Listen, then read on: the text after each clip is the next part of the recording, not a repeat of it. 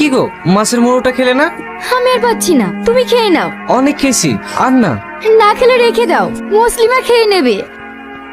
বাবা, আমি অন্ধ মানুষ, আমাকে কিছু ভিক্ষা দিন না। 5 টাকা 10 টাকা যে যে পারবেন দিন, আপনাদের এই টাকা বিফলে যাবে না।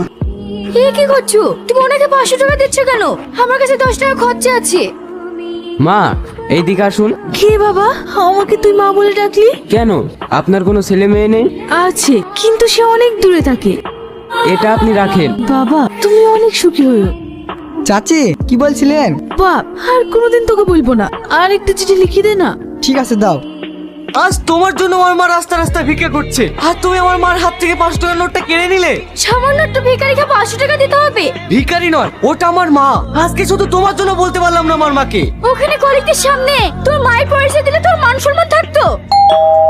তুমি দাঁড়াও, আমি দেখছি কে এসছে। দাদা, আপনার একটা চিঠি আছে।